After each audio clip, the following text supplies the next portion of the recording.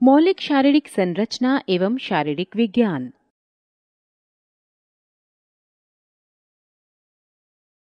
इस संस्करण में हम शरीर संरचना विज्ञान एवं शरीर की कार्य प्रणाली की परिभाषा और अर्थ के बारे में सीखेंगे। शरीर संरचना विज्ञान, इसे अंग्रेजी में एनाटॉमी कहते हैं, जिसका यूनानी भाषा में अर्थ है काटना। इस विज्ञान में शरीर की संरचना की ये कैसे बनी है एवं ये संरचना एक दूसरे से मिलकर कैसे काम करती हैं के बारे में पढ़ाया जाता है। शरीर की कार्य प्रणाली, इसे अंग्रेजी में फिजियोलॉजी कहते हैं। यूनानी भाषा में इसका अर्थ है प्रकृति का अध्ययन। इसमें हम शरीर और उसके अंग किस प्रकार कार्य करते हैं यह अध्ययन करते हैं।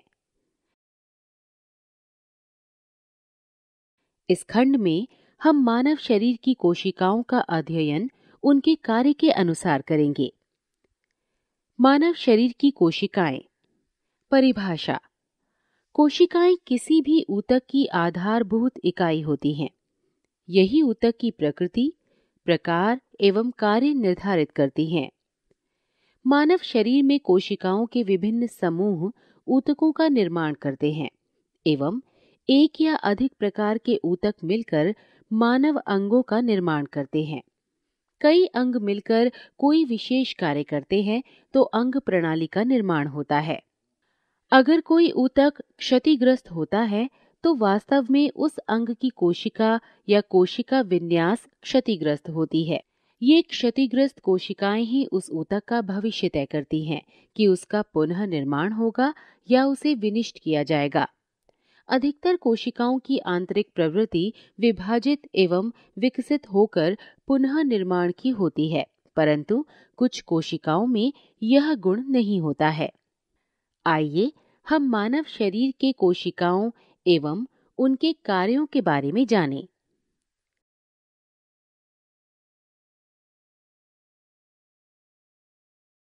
अस्थि कोशिकाएं या ऑस्टियोसाइट्स, ये शरीर की सबसे सशक्त कोशिकाएं होती हैं क्योंकि ये कैल्शियम और फॉस्फेट पदार्थ के द्वारा आपस में जुड़े होते हैं।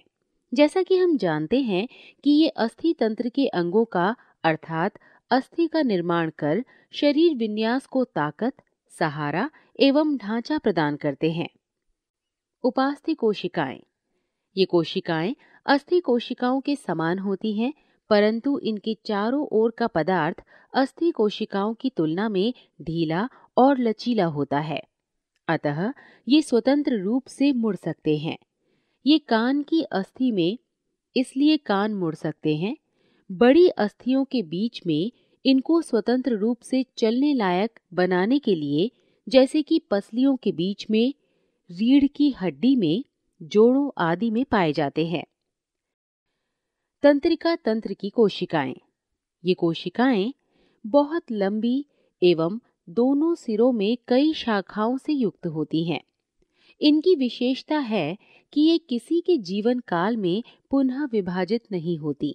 ये संपूर्ण शरीर में पाई जाती हैं और कभी कभी तो कुछ मीटर लंबी होती हैं। ये मानव मस्तिष्क में एवं मेरुदंड में अत्यधिक मात्रा में पाई जाती हैं और तंत्रिका ऊतक बनाते हैं।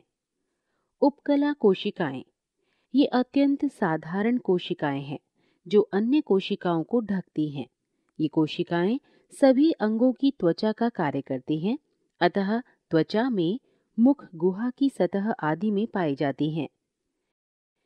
पेशी कोशिकाएं, ये मांसपेशी ऊतकों की कोशिकाएं हैं और ये अधिकतर लंबे, बड़े एवं सिकुड़ने फैलने योग्य होते हैं ताकि गति प्रदान कर सकें। ये 3 प्रकार के होते हैं: स्केलेटल, कार्डियक एवं स्मूथ।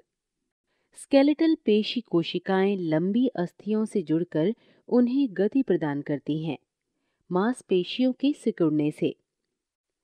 कार्डियक पेशी कोशिकाएं केवल हृदय में पाई जाती हैं और हृदय की धड़कनों का संचालन करती हैं। स्मूथ पेशी कोशिकाएं लचीली होती हैं, फिर भी सिकुड़ और फैल सकती हैं। ये उदर, आंत, रक्त वाहिनियों की दीवारों आदि में भोजन एवं अन्य पदार्थों के संवहन में सहायक होती हैं। स्रावी कोशिकाएं, जैसा कि नाम से ही पता चल रहा है कि ये स्राव का कार्य करती हैं। ये ग्रंथियां बनाती हैं एवं महत्वपूर्ण पदार्थों का स्राव करती हैं, जैसे कि अग्नाशय की कोशिकाएं इंसुलिन का, ग्लूकोजन का, त्वचा द्वारा तेल का आदि। ये सभी स्रावी अंगों में पाई जाती हैं। वसा कोशिकाएं, ये वसा की कोशिकाएं हैं और वसा के भंडारण का कार्य करती हैं। ये विशेषकर तलवों, हथेलियों एवं कुल्हों आदि में पाए जाते हैं। ये शरीर के घर्षण को कम करते हैं। रक्त कोशिकाएं, इन कोशिकाओं में लाल रक्त कोशिकाएं, श्वेत रक्त कोशिकाएं एवं प्लेटलेट्स आदि होते हैं। ये हमेशा गति में होते हैं, कभी भी एक जगह नहीं टिकते। इनका जीवन काल सीमित होता है और ये कभी भी विभाजित होकर नई कोशिकाओं का निर्माण नहीं करते। नई कोशिकाओं का निर्माण अन्य कोशिकाओं से होता है।